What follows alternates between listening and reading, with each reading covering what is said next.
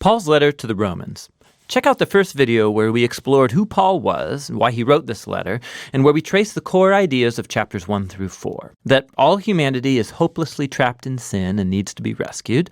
That this rescue is not going to happen by people trying to obey the laws of the Torah. Rather, God's righteous character has moved him to rescue the world through Jesus' death and resurrection so that he could create a faith-based, multi-ethnic family of Abraham as his people. Now, in the remaining 3 movements of the letter to the Romans, Paul is going to develop these ideas even more. So remember, Paul's exploration of justification by faith, that when people trust Jesus' death and resurrection was for them, they're given a new status, they're right with God, they're placed in a new family, the covenant people of Abraham, and they're given a new future, the hope of a transformed life.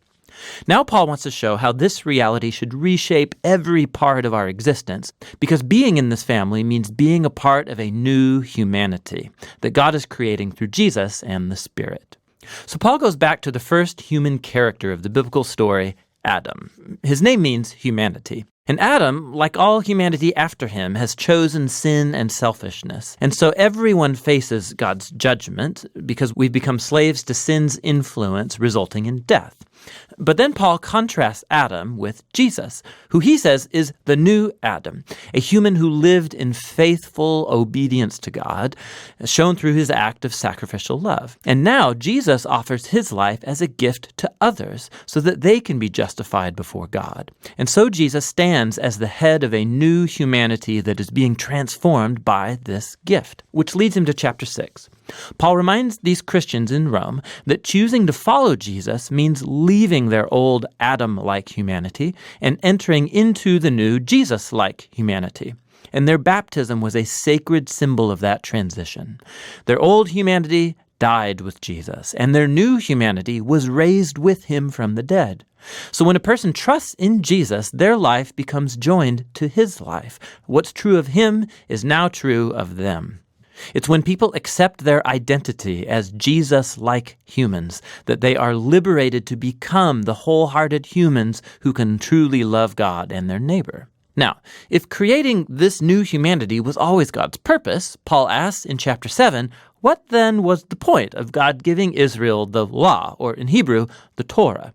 Now, side note, when Paul uses this word law, he sometimes means the storyline and message of the first 5 books of the Bible, but other times he's more specifically referring to the hundreds of commands given through Moses and that are found in the Torah.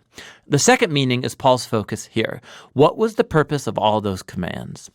Paul says that the commands of the Torah were good. They showed God's will for how Israel was to live.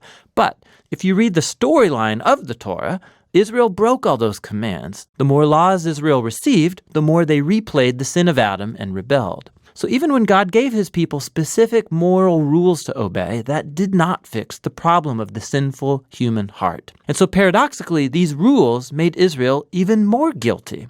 But, Paul says, that paradox is the point. God's goal was to make it crystal clear that it's evil that's hijacked the human heart, and that the Torah, good as it is, could not do a thing about it. But Paul says in chapter 8, the solution has arrived in Jesus and the Spirit. And here's how. The commands of the Torah acted like a magnifying glass. It focused the problem of the human condition into one place, the people of Israel. But now Israel's representative, Jesus the Messiah, has paid for and dealt with all of that sin through his death and his resurrection. And now Jesus has released his Spirit into his new family to transform their hearts so that they can truly fulfill the call of all of the Torah's commands to love God and neighbor. And there's more. God's renewal of human beings is the first step of his larger mission to rescue and renew all of creation, making it a place where his love gets the final word. Now you can see how chapters 1 through 8 are one long flow of thought here, but it raises some other questions.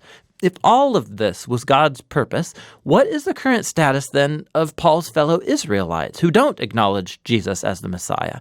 How does this story fulfill God's promises to them? Well, Paul begins in chapter 9 with his own anguish over fellow Israelites who don't think Jesus is their Messiah. And it leads him to reflect on Israel in the past from the Old Testament story. And he reminds us that simply being an ethnic Israelite, a physical descendant of Abraham, never made one automatically a faithful member of the covenant family. Paul shows us how God has always selected a subset from Abraham's family to carry on the line of promise. And his point is that now that line of promise is carried on by those who follow Jesus. He reminds us that for a long time, people inside and outside Abraham's family have rejected God's will. He reminds us of the story of Israel and the golden calf and of Pharaoh's rebellion. He shows us how God was able to orchestrate events so that people's rejection of him actually accomplished his redemptive purposes. And so in chapter 10, Paul turns his focus to Israel in the present. The reason many Israelites reject Jesus is because they're basing their covenant relationship with God on their performance of the commands in the Torah. And so sadly, they don't recognize what God has done through Jesus to create a new covenant family on the basis of faith. And so Paul asks in chapter 11, what is Israel's future? Has God written off his people? No, he says. There are tons of Jewish people, including himself, who do recognize Jesus as their Messiah, but there are also a lot who don't. But God has been able to use their rejection for his own purposes. It's caused the gospel to spread even quicker and farther into the Gentile world, making the family of Abraham even larger and more multi-ethnic. Paul describes God's covenant family as a big olive tree, and the rejectors of Jesus have been broken off, so to speak, and these Gentiles are like wild branches that have been grafted into the family tree. However, Paul says, one day Jesus will be acknowledged by his own people. He doesn't offer any details about how. Paul simply trusts God's character and promise that he won't give up on his covenant people. Which transitions into the final section of the book, chapters 12 through 16. But remember the big picture. Because of their faith in Jesus, Jews and Gentiles are now together Abraham's family, that new humanity that's being transformed by God's Spirit. And so, this is how God's fulfilling his ancient promises. Therefore, the only reasonable response is for these Jews and non-Jewish Christians to be unified as the church. In chapters 12 to 13, he shows that this unity will come from a commitment to love and forgive each other. Love will look like everybody using their diverse gifts and talents to serve one another in the church. And it will also mean humility and forgiveness. When these different ethnic groups and cultures come together in Jesus, conflict is inevitable, and it can only be overcome through the hard work of forgiveness and reconciliation. This is how they will show the greatest of Christian virtues, love, which fulfills the Torah's greatest commands to love God and love your neighbor as yourself. In chapters 14 and 15, he focuses specifically on the issues that are creating ethnic divisions in the Roman church. These are disputes about the Jewish food laws and the Sabbath. And Paul says these practices don't define who's in or out of Jesus' family. And if people differ over these culturally important but non-essential issues, they need to learn how to respect each other's differences. And it's in this way that love will heal and unify Jesus' family. Paul closes the letter by first commending Phoebe, who's a key leader in the church of Cenchreae. She had the honor of carrying and perhaps even reading this letter aloud to the Roman churches for the first time. Paul then concludes by greeting all the people that he hasn't seen for a long time, and that's the end. Whoa. You can see better now how all the pieces of this letter fit together and show what a profound masterpiece it truly is. That's what the letter to the Romans is all about.